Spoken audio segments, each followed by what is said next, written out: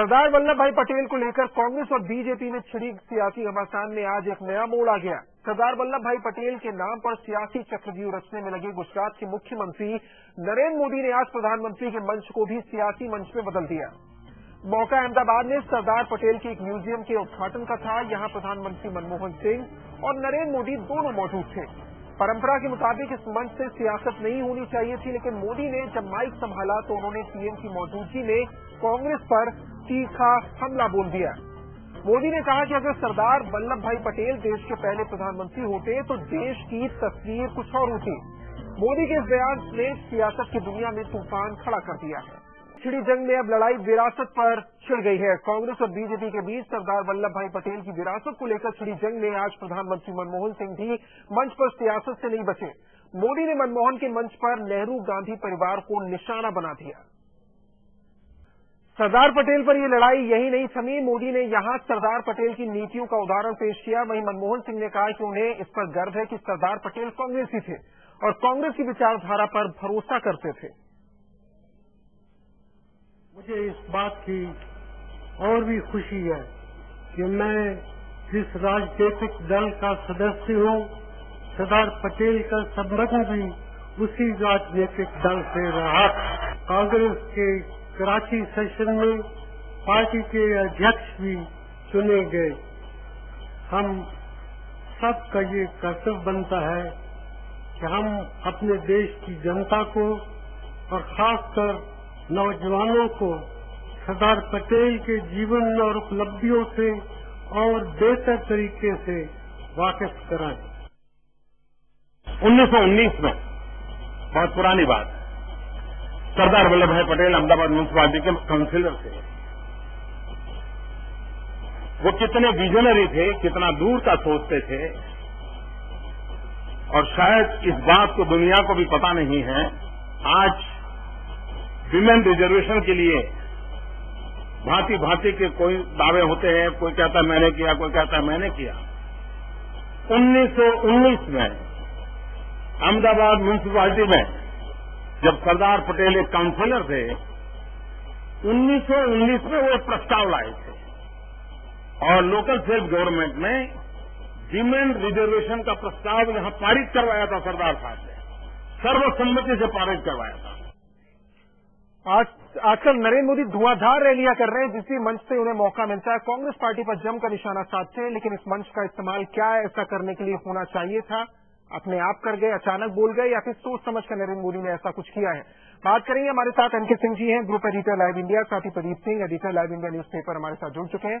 N K Singh ji, पहला सवाल मेरा आपसे ही है कि क्या नरेंद्र मोदी ने, क्योंकि आमतौर पर हम देख रहे हैं उनको मौका मिल रहा है और लगातार धुआंधार रैलियां हो रही है तो कांग्रेस पार्टी पर निशाना साध रहे हैं, इस मंच का इस्तेमाल भी उन्होंने उसी क्रम में कर दिया, उनको याद नहीं रहा, ऐसा कुछ कह गए, या बहुत सोच समझकर निशाना साधा उन्होंने? नहीं, देखिए रोशन, नरेंद्र मोदी कुछ भी, एक भी सेंटेंस या एक भी जो इनका स्टेप देखते हैं वो बिना कैलकुलेट किए नहीं होता। उसमें कम से कम कई बार, कई दिनों की, कई लोगों की मेहनत शामिल होती है। हर स्टेप पे वो कौन सा कपड़ा पहनेंगे, वो कितनी दाढ़ी लंबी रखेंगे, ये सारी चीजें पहले से तय होती हैं। उसके लिए जो मार्केट एक्सपर्ट्स है, पर्सनालिटी डेवलपमेंट के जो एक्सपर्ट्स है, वो पहले से तैयारी करते हैं। मॉडर्न जो मेथड्स हैं उसका शायद भारत में सबसे ज्यादा अगर कोई यूज करता है अमेरिका के बाद, तो वो नरेंद्र मोदी करते हैं। तो आज जो ये सेंटेंस देख रहे हैं, नरेंद्र मोदी को मुझे नहीं लगता कि हिस्ट्री की बहुत अच्छी जानकारी है और 1919 का उनको याद है कि क्या हुआ था।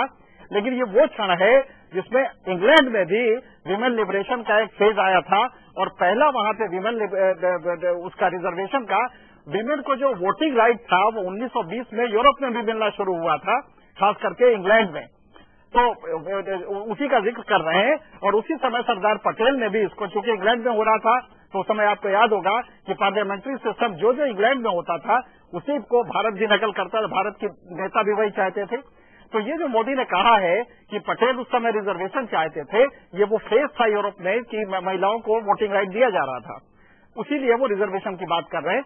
लेकिन जो सबसे बड़ी बात आज उन्होंने कही वो ये था कि देश के प्रधानमंत्री जो कांग्रेस के नेता हैं, कांग्रेस की एक गवर्नमेंट है, कांग्रेस के लीडरशिप में, उसके नेता जो प्रधानमंत्री हैं उनके सामने ये कह रहे हैं कि नहीं, अगर पटेल प्रधानमंत्री होते तो आज भारत की तस्वीर दूसरी होती। इसका जो इम्प्लीकेशन है वो ये है कि नेहरू अगर हैं, नेहरू प्रधानमंत्री थे तो भारत की तस्वीर कहीं नीचे चली गई।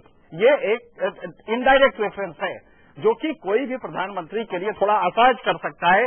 सोनिया गांधी को उनको जवाब देना होता है। ऐसे में मुझे लगता है कि प्रधानमंत्री के लिए बहुत असहज स्थिति थी और यही वजह है कि प्रधानमंत्री ने बड़ी खूबसूरती से दोनों को ब्रैकेट किया, कहा कि नेहरू और प्रधानमंत्री के रिश्ते के बारे में सभी जानते हैं। तो मेरा ख्याल है कि ये मंच नहीं था जिसपे कि ये सेंटेंस कहते, और ये सेंटेंस कहकर उन्होंने फंसा दिया प्रधानमंत्री को कि अब या तो वो बुराई करे या नेहरू को ज्यादा बड़ा दिखाए। जी, तो गुजरात में जाके, अहमदाबाद में जाके नेहरू को बड़ा दिखाएं, इसका मतलब है बाय इम्प्लीकेशन आप पटेल को छोटा दिखा रहे। तो ये एक ऐसा पेज फंसा दिया जो कि आमतौर पे शालीन नहीं माना जाता है पॉलिटिकल डिस्कोर्स में, लेकिन मोदी जैसे मोदी हैं, मोदी ने ये किया और प्रधानमंत्री के लिए थोड़ी सी मुश्किल आ गई थी।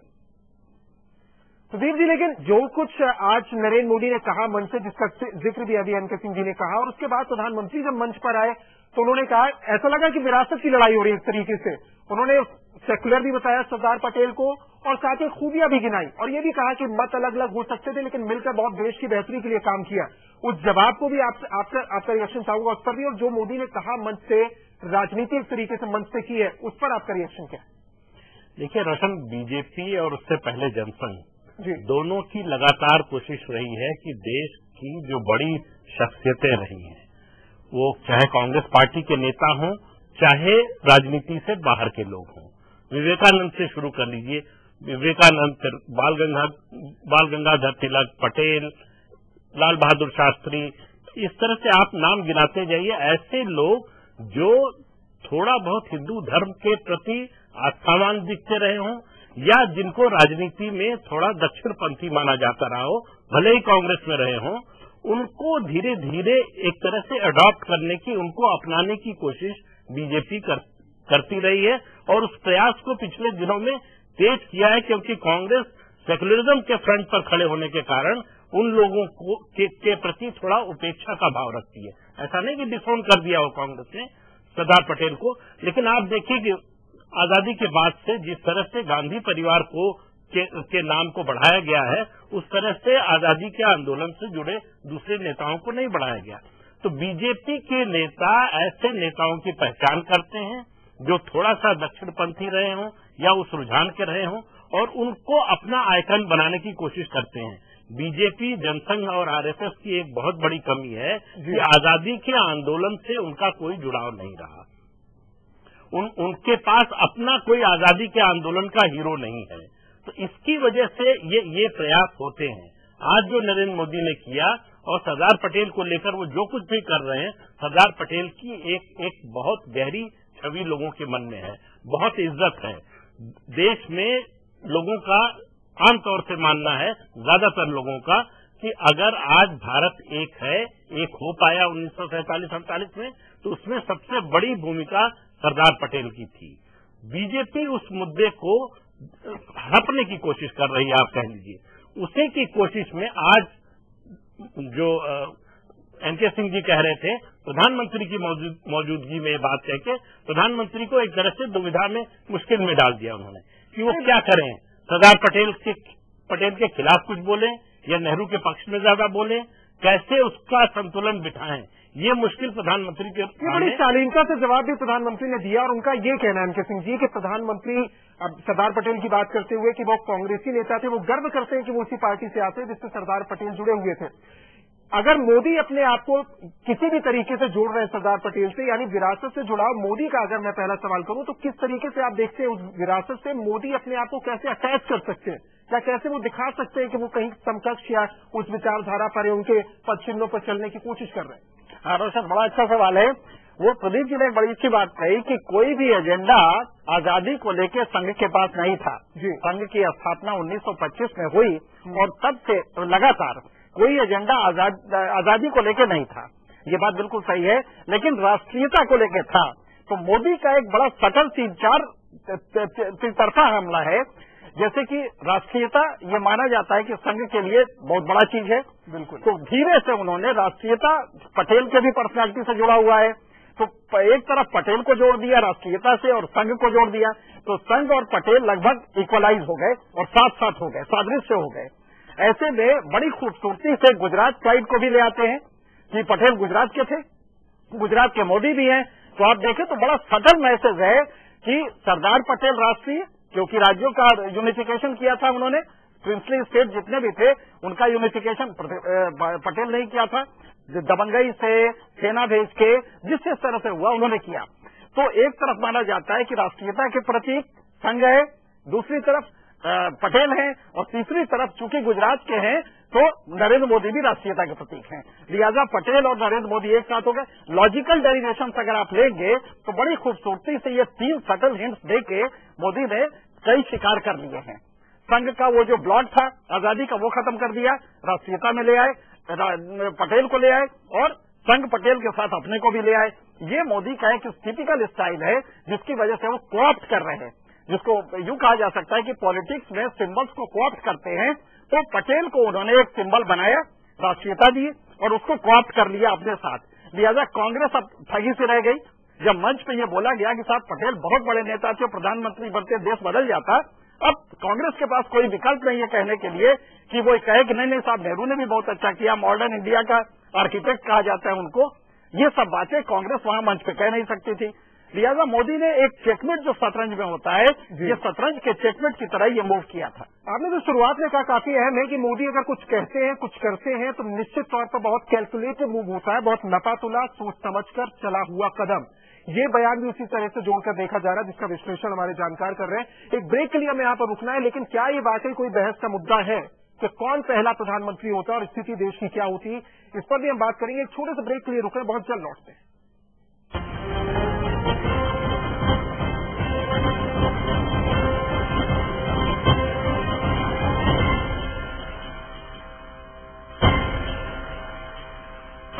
तुलसी एक ऐसा पौधा जिसे हमारे देश में न सिर्फ पूजा जाता है बल्कि एक औषधि के रूप में भी तुलसी का हर घर में महत्वपूर्ण स्थान है।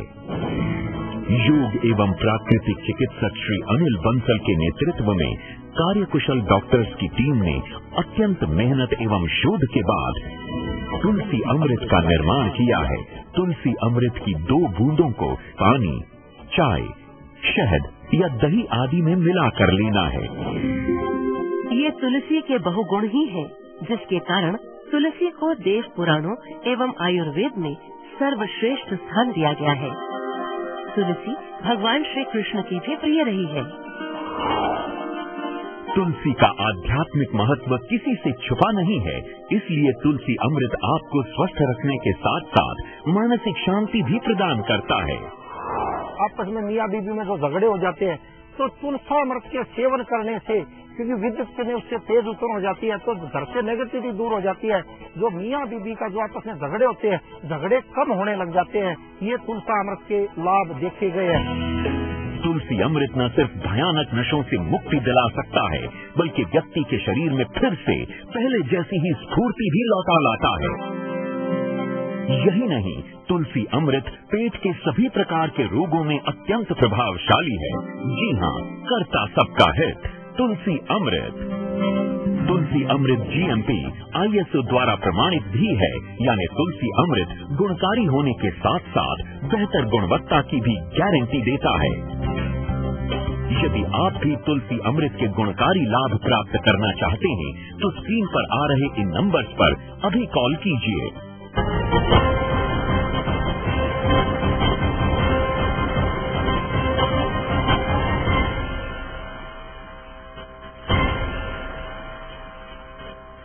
मोदी यही नहीं रुके। अब से कुछ देर पहले मोदी ने पीएम पर बात करते हुए एक ट्वीट किया है। आपको दिखाते हैं मोदी का ये ट्वीट। मोदी ने ट्विटर पर क्या कुछ लिखा है। बड़े दुख की बात है कि पीएम के पास गुजरात पर बात करने के लिए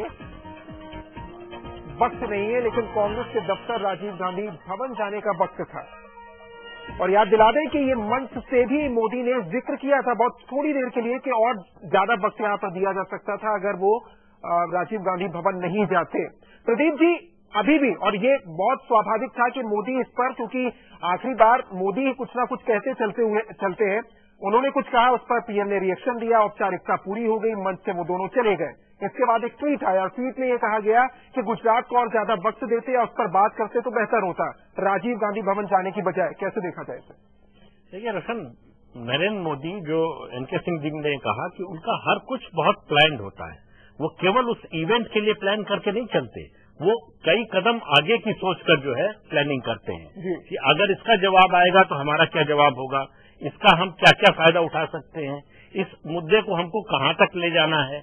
उन्होंने एक तरह से आज जो कुछ वहां मंच पर हुआ, उसके बाद उनकी जो ट्वीट है, दोनों को जोड़कर अगर आप देखिए तो एक बात उन्होंने बताने की कोशिश की कि कांग्रेस पार्टी सरदार पटेल का उस तरह का सम्मान नहीं करती जैसा नेहरू का करती है, या दूसरे नेताओं का जो गांधी परिवार के बहुत करीबी या वफादार माने जाते रहे या नेहरू के बहुत करीबी थे, उनका करती है। दूसरा, उन्होंने कहा कि सरदार पटेल ही नहीं, गुजरात की भी उपेक्षा कर रहे हैं प्रधानमंत्री। उन्होंने बताने की कोशिश की कि कांग्रेस के एक दफ्तर में जाने का उनके पास समय था, लेकिन उनके पास गुजरात के बारे में चर्चा करने का, उस पर कोई डिस्कशन करने का या उस पर बातचीत करने का समय नहीं था। तो एक मुद्दा जो बीजेपी पिछले 9-9.5 सालों से बीजेपी चला रही है, वो सेंट्रल स्टेट रिलेशंस को लेकर उसका लगातार आरोप है कि ये जो यूपीए सरकार है, यूपीए 1 भी, यूपीए 2 भी, उसने सेंट्रल स्टेट रिलेशन को बिगाड़ा है। उसने जो गैर कांग्रेस शासित राज्य है उनके साथ भेदभाव किया है, उनके साथ सौतेला व्यवहार करती है। जिस तरह की मदद केंद्र से मिलनी चाहिए उस तरह की मदद नहीं मिलती। राज्यों के अधिकार को छीनने की कोशिश करती है ये सरकार, राज्यों पर दबाव डालने की कोशिश करती है ये सरकार। तो इस तरह के मुद्दों को जितना कांग्रेस की जो भी कमजोर नस हो सके उसको उभारने की और लोगों के साथ ये संकेत देने की भी कोशिश करते हैं कि देखिए, एक परिवार विशेष के लिए जो समर्पण की बात वो तमाम मंच से करते, तो इसे इनडायरेक्टली क्या कहने की कोशिश की एनके सिंह जी, अगर आप कह रहे हैं कि राजीव गांधी भवन जाने के पास आपके लिए ज्यादा वक्त है बजाय गुजरात पर बात करने के लिए? रोशन, इसको इस तरह आप देखिए, मान लीजिए कि हम तीनों आदमी इस चर्चा में शामिल हैं जी, और अचानक प्रदीप जी कहते हैं कि रोशन बहुत अच्छे आदमी हैं जी, तो इसका सीधा मतलब है कि इसका मतलब एनके सिंह या तो बहुत अच्छे आदमी नहीं है जी। ये कॉम्परेटिव होता है, एक सेंटेंस होता है लेकिन उसका मतलब कहीं और होता है। आपने कहा पटेल अगर होते तो भारत की दशा कुछ और होती, भारत का भाग्य कुछ और होता। इसका सीधा मतलब है कि नेहरू आप रहे, लिहाजा सब गड़बड़ हो गया। तो एक तो ये था। दूसरा, एक यूनिवर्स ऑफ डिस्कोर्स होता है किसी भी संदर्भ में, किसी काल सापेक्ष में, दिक सापेक्ष में जब चीजें होती हैं। आज एक मंच था जहां पटेल के बारे में बात होनी थी, अचानक मोदी का देखिए, ये हिटिंग बिलो द बेल्ट कहते हैं कि आपने नॉर्म्स तोड़ दिए, जो कि मोदी की आदत है। अचानक कह रहे हैं कि साहब प्रधानमंत्री गुजरात के बारे में बात की, क्या वहां पे डेवलपमेंट का इशू डिस्कस होना था?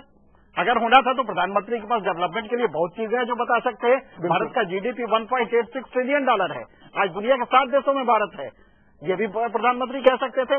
मोदी कुतर्क बहुत करते हैं, मोदी के तर्क में तर्कशास्त्रीय पैरामीटर के जो धारणाएं हैं वो सारी टूट जाती हैं, और यही वजह है कि मोदी को जो लोग समझ पाते हैं, तार्किक हैं, वो जानते हैं कि मोदी कुतर्क बहुत ज्यादा करते हैं।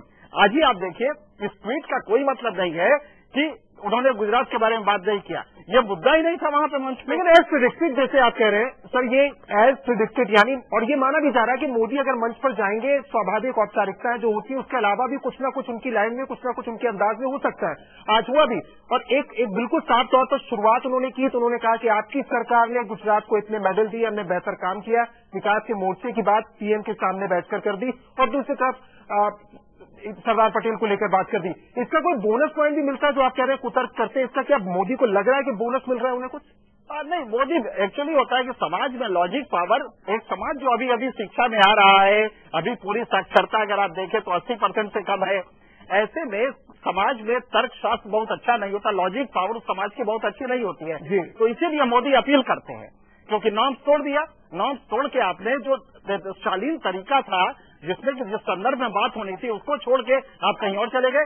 आपने पटेल को बड़ा लकीर बना दिया, लिहाजा नेहरू छोटे लकीर बन गए। अब मुश्किल ये पड़ी प्रधानमंत्री के लिए कि क्या कहें, वो कहें कि नहीं नेहरू ज्यादा बड़े लकीर थे, तो ये अजीब सी बात हो जाएगी कि गुजरात में आप जा रहे हैं और नेहरू क्या बात कर रहे हैं, नेहरू को बड़ा बता रहे हैं। तो ये सब मोदी के टिपिकल पैतरे हैं। इसके लिए इसका काउंटर प्रधानमंत्री ऐसे लोग नहीं कर सकते। जो ऐसा ही नॉर्म्स तोड़ने वाला स्पीकर हो वही मोदी को काउंटर कर सकता है, जो कि नॉर्मली कांग्रेस में बहुत अच्छा कोई है नहीं। मोदी की इस हैबिट को तोड़ने के लिए कोई ऐसा व्यक्ति चाहिए जो उन्हीं के रूप में उसका जवाब दे। आज आप देखिए पूरा जो मोदी ने किया है, ये जो बिहेवियरल नॉर्म्स होते हैं, किसी भी मंच पे आसीन जब आप होते हैं तो सर्टेन बिहेवियर होते हैं। कांग्रेस का प्रधानमंत्री आया है, वहां पे आप बता रहे हैं कि देश का भविष्य बदल देते। तो ये सारी चीजें जब आप करते हैं तो जो इस्टेब्लिश्ड नॉर्म है वो तोड़ देते हैं। निश्चित तौर पर आपने बिल्कुल सही कहा कि अगर वैसे ही जवाब देना है तो उसी अंदाज का कोई और राजनेता होना चाहिए जिससे कि अब वही हिटिंग देखने को मिले। प्रदीप जी, आखिरी सवाल आपसे, ये क्या वाकई कोई बहस का विषय है कि कौन प्रधानमंत्री होता तो स्थिति क्या होती? क्या इस पर चर्चा होना या इस पर कुछ लिखा जाना जरूरी होगा इसके बाद, या ये सिर्फ एक मुद्दा था जो उठ गया ऐसे ही? रोशन, भारतीय समाज जो है उसको इस तरह की कल्पनाओं में और इस तरह की चर्चाओं में बहुत मजा आता है। तो इस तरह की चर्चाएं हमारे सामने और हर क्षेत्र में, केवल राजनीति की बात नहीं है। और ये आज से नहीं, अगर अभी सरदार पटेल की बात कर रहे हैं, लेकिन सबसे ज्यादा जिस बात पे चर्चा होती है कि अगर सुभाष चंद्र बोस बाहर न गए होते, अगर वो प्रधानमंत्री बने होते तो नेहरू से ज्यादा पॉपुलर होते। सुभाष चंद्र बोस को लेकर आज भी इतने साल बाद भी जितनी चर्चाएं हैं उतनी शायद किसी भारतीय नेता को लेकर नहीं है। तो हमको इस तरह की चर्चाओं में कि ऐसा होता, अगर ऐसा होता तो कैसा होता, ये चर्चा करने में बहुत मजा आता है, क्योंकि इसमें किसी की कोई जिम्मेदारी या जवाबदेही नहीं होती है, क्योंकि ये कोई तथ्यों के आधार पर नहीं है, ये हमारी इच्छा है। पड़े हैं। चलिए, बहुत बहुत शुक्रिया एनके सिंह जी आपका, प्रदीप सिंह जी आपका हमारे साथ चर्चा में जुड़ने के लिए। विरासत की भी लड़ाई है, लेकिन जैसा कहा जाता है कि मोदी को अगर मौका मिलता है तो इसका जवाब वो इस अंदाज में देते हैं कि कुछ न कुछ उनके लिए कहा जाए और इस पर राजनीति हो, जैसा आज उन्होंने इस मंच से किया। फिलहाल रुकेंगे एक ब्रेक के लिए, ब्रेक के बाद भी खबरें जारी है।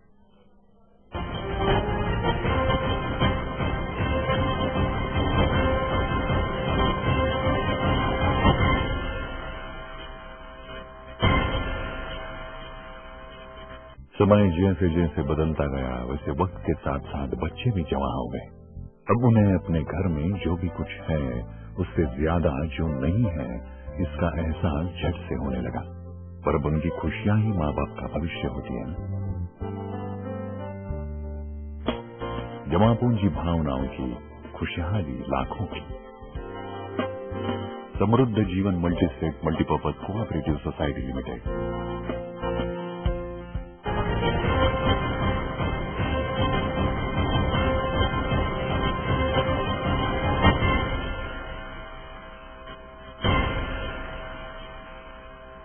मोदी के बयान पर कांग्रेस ने भी जवाब दिया है। कांग्रेस ने क्या कुछ कहा वो आपको दिखाते हैं। आज नरेंद्र मोदी जी को ये मालूम है कि भारतीय जनता पार्टी के पास कोई भी ऐसा नेता नहीं है जिसका नाम लेकर वो राजनीति कर सकते हैं, इसलिए वो सरदार पटेल का नाम लेते हैं। शायद नरेंद्र मोदी जी भूल रहे हैं कि सरदार पटेल जी ने ही राष्ट्रीय सेवक संघ पर पाबंदी लगाई थी। सरदार पटेल बिलाशुबा देश के राष्ट्रीय नेता थे, आज भी पूरे देश में उनकी इज्जत की जाती है। लेकिन भारतीय जनता पार्टी और नरेंद्र मोदी जी को अपना जहन साफ कर लेना चाहिए कि सरदार पटेल जी कांग्रेस की नीतियों में विश्वास रखते थे, कांग्रेस की नीतियों के मुताबिक ही काम करते थे। सरदार पर सियासत इस खास पेशकश में भी फिलहाल इतना ही। आप देखते रहिए लाइव इंडिया, खबरें लगातार जारी है।